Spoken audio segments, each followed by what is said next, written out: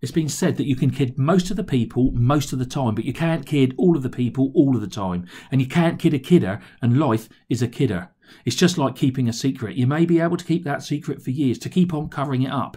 And you may have had to have invented other lies to keep that deception going. But invariably, in the end, you get found out because something comes to the surface. Something gives you away. And there's always a tale when you get found out. And that's what life is like for many of us, because many of us spend much of our time kidding, keeping a secret, kidding those at work, kidding those at home, and most importantly, kidding ourselves that things are great in our lives, that we are happy and that we are contented, when secretly we are not. Secretly we want more, and secretly we want change. Walk down any street and look at the people walking by. There'll be all sorts of people walking by. Young and old, rich and poor, fat and thin, well-dressed, badly dressed, educated, uneducated. All manner of people, all walking by, all shapes and sizes, colour, creed and religions. And they all seem to be happy people. They all seem to be sorted people, all going about their lives, going about their business, happy and contented, all sorted. And we think to ourselves, is it just me then? Is it just me that's feeling down? Is it just me that's feeling low in spirit? Is it just me that's feeling discontented and unhappy? All too often we suppress these feelings. We keep them to ourselves because we can't admit to ourselves, let alone to anyone else. We can't admit to family, friends or work colleagues that deep down we are unhappy with our lot and that we want change. So we kid the people around us all the time that we are okay, that we are fine, happy and sorted, and we develop coping methods, coping stories, coping personas that perpetuate the lie. Very often, people are smiling on the outside while dying on the inside. And the person that many of us kid the most is ourselves, because often this is the very coping strategy that keeps us going. But there are times, often when we are alone, often in the quiet times, the quiet moments when there is no distraction from work, no distraction from noise and from family and friends and from life.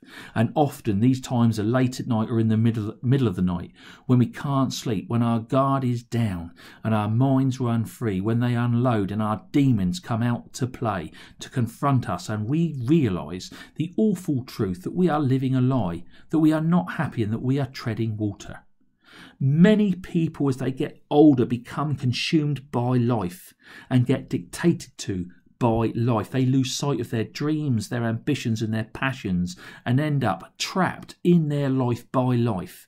And the negative conditioning of life works on them, and they lose their nerve, they lose their courage, and they start to say no in their life instead of saying yes. And as a result, they give in to life, they give up on their dreams, they settle for a half life, a life of compromise. They become sheep following the treadmill that is their life. They become zombies going through the motions, sleepwalking in their lives, and all the while deep down they know it.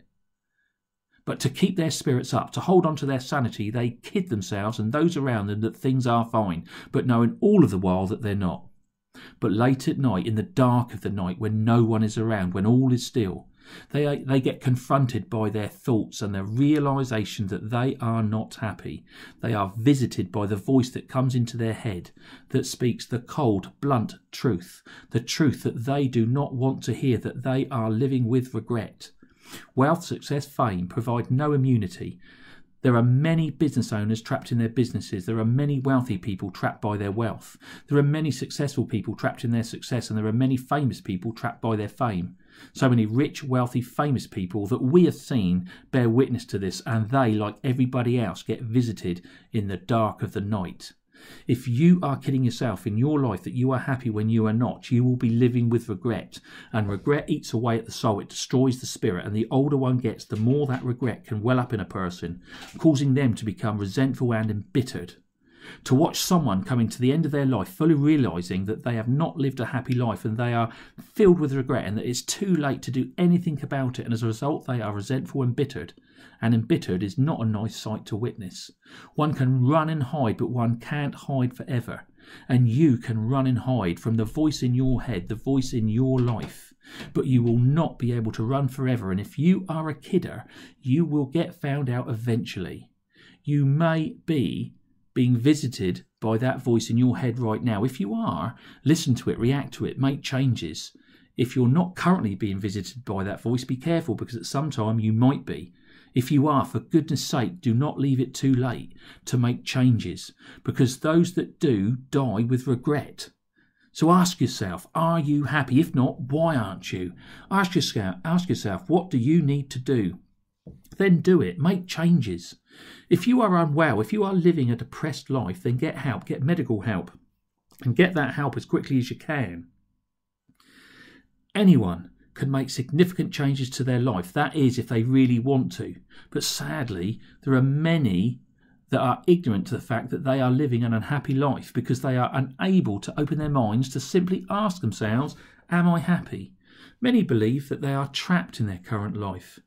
And many have fallen into the trap of buying happiness cheap through dubious methods, robbing, cheating, dealing drugs. And we all know that no matter how much they kid themselves and others, that they are fine, that crime does pay, that they are happy.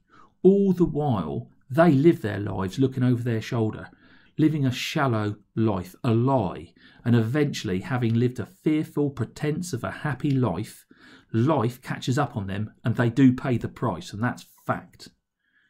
If you want to sleep soundly throughout the night, to sleep without regret and not to be disturbed by that nagging voice within you in the small hours of the morning, if you want to live a good life and live an increasingly happy life and a life without bitterness and resentfulness, and if you don't want to be scared of the dark, then face yourself, acknowledge where you are now, acknowledge where you want to be, then dare to dream, make plans, take hold of your courage, get hold of your belief and take the first steps.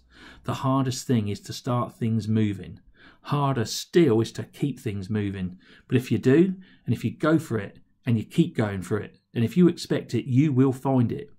You will experience a sense of purpose and greater happiness as you go chasing your dream. And even if you don't get to fulfill the dream, you will, I promise, feel better inside yourself. You will have contentment that at least you went for it.